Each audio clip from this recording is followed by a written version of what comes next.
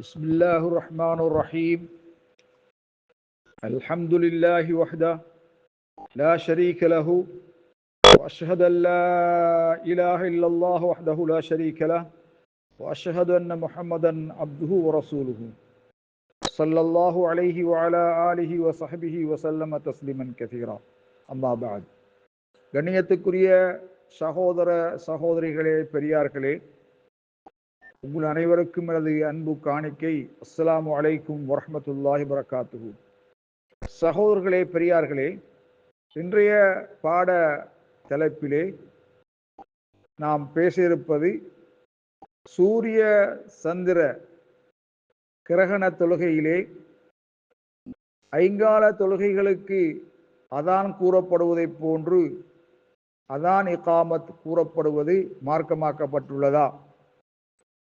கண்ணியத்துக்குரிய சகோதரர்களே, லைஸலஹ அதானும் வலா இகாமத்துன்.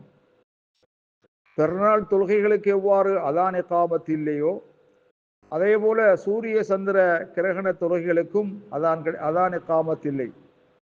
மாற்றமாக ஒரு பொதுவான அந்த தொழுகைக்காக ஒரு பொதுவான அறிவிப்பு கொடுக்கப்படும். எவ்வாறென்றால், அஸ்ஸலாத்து ஜாமிஆ, கூட்டு தொழுகை நடைபெறுகிறது அல்லது நடைபெறப் போகிறது. அஸ்ஸலாத்து ஜாமிஆ என்று அழைப்பு கொடுக்கப்படும். இந்த அழைப்பின் மூலமாக மனிதர்கள் அதை அறிந்து கொள்வார்கள்.